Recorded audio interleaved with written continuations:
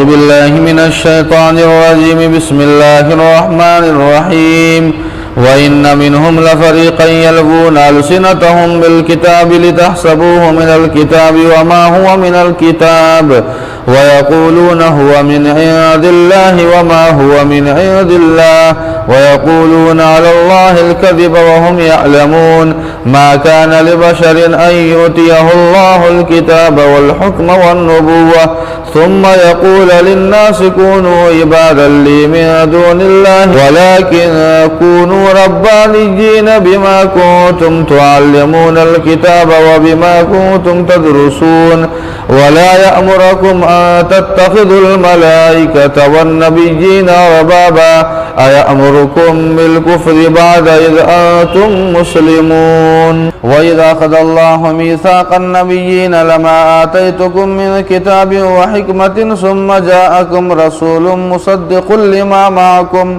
لتؤمنن به ولتنصرنه قال أقررتم وأخذتم على ذلكم إصري قالوا أقررنا قال فاشهدوا وأنا معكم من الشاهدين فمن تولى بعد ذلك فأولئك هم الفاسقون أفغير دين الله يبغون وله أسلم ما في السماوات والأرض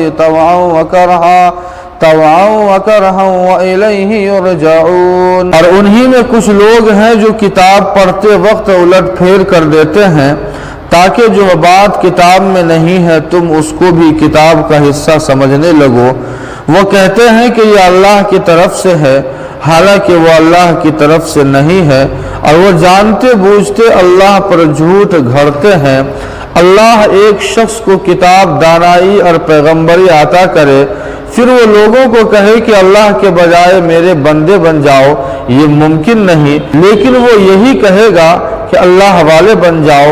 کیونکہ تم کتاب کی تعلیم بھی دیتے ہو اور خود بھی پڑھتے ہو۔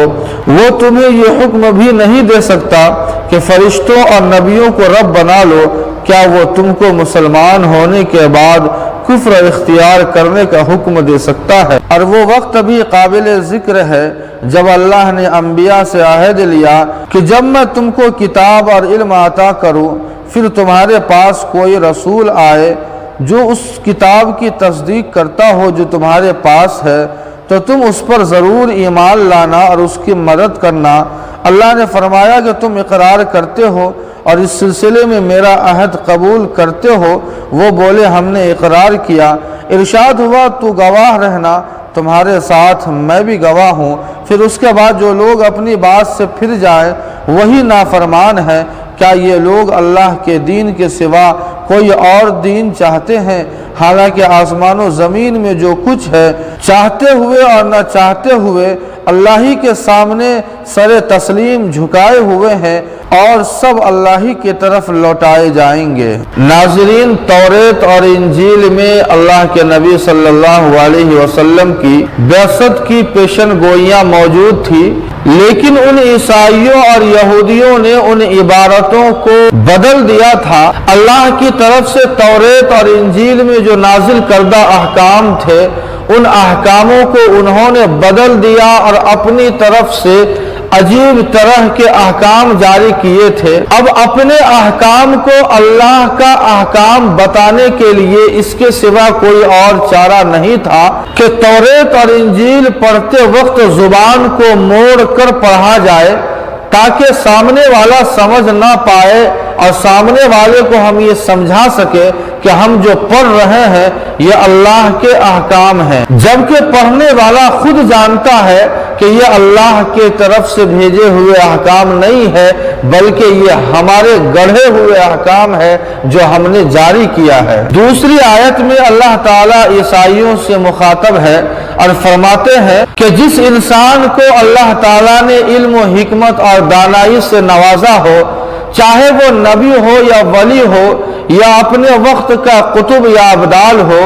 آخر وہ کیسے یہ ہو سکتا ہے کہ وہ خدا کی عبادت کے علاوہ وہ اپنی عبادت کا لوگوں کو حکم دے؟ چنانچہ حضرت عیسیٰ کے تعلق سے یہ عقیدہ صاف کیا جا رہا ہے کہ حضرت عیسیٰ یہ اللہ کے نبی ہے، انسان ہے، اللہ تعالیٰ نے انہیں کتاب اور حکمت اور دانائی کا علم عطا فرمایا تھا، لہٰذا وہ کیوں کر اپنے لوگوں کو یہ حکم دے سکتے ہیں کہ وہ خدا کو چھوڑ کر مجھے معبود مانے، مجھے خدا مانے، یا فرشتوں کو وہ خدا اور رب تسلیم کرے۔ یہ ایک نبی کے شایان شان ہرگز نہیں ہے۔ وہ تمہیں ربانی بننے کا حکم دیتے ہیں، یعنی اللہ والے بننے کا حکم دیتے ہیں۔ ربانی کہتے ہیں اس انسان کو جس انسان کو اللہ تعالیٰ نے علم کے ساتھ عمل اور اخلاص سے بھی نوازا ہو۔ اللہ تعالیٰ نے جس طرح عالم ارواح میں قیامت تک آنے والے انسانوں سے عہد لیا تھا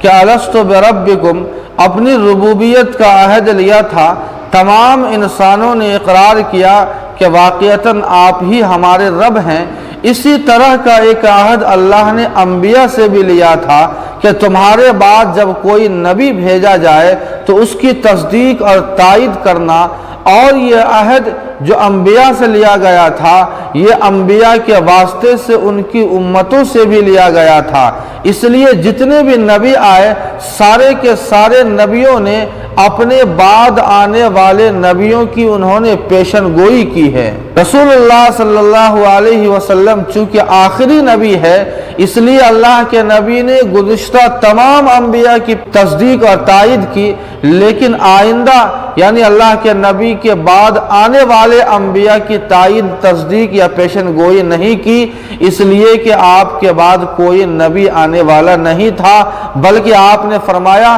کہ لا نبی یا بعدی، کہ میرے بعد کوئی نبی آنے والا نہیں ہے۔ لہٰذا اب اگر کوئی اللہ کے نبی کے بعد نبوت و رسالت کا دعویٰ کرتا ہے تو یقیناً وہ گمراہ اور کافر اور فاسق ہے۔ اگلی آیت کا خلاصہ یہ ہے کہ اللہ تعالیٰ نے اس دنیا کے اندر جتنی بھی مخلوق پیدا فرمائی ہے، ان تمام مخلوق میں دو ہی مخلوق ایسی ہے جو شرعی احکام کے مکلف ہے، ارادہ اور اختیار سے اللہ نے نوازا ہے۔ وہ اپنے اختیار اور ارادے سے اچھے کام بھی کر سکتے ہیں اور برے کام بھی کر سکتے ہیں،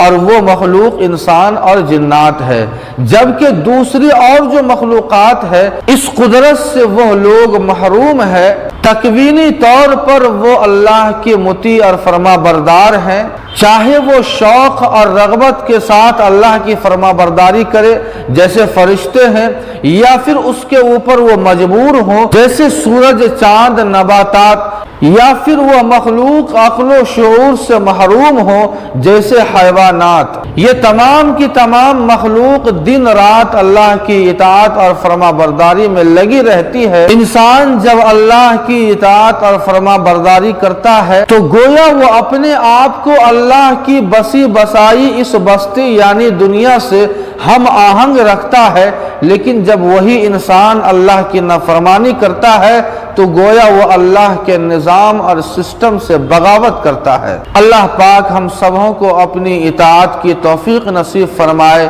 وما علینا الا البلاغ۔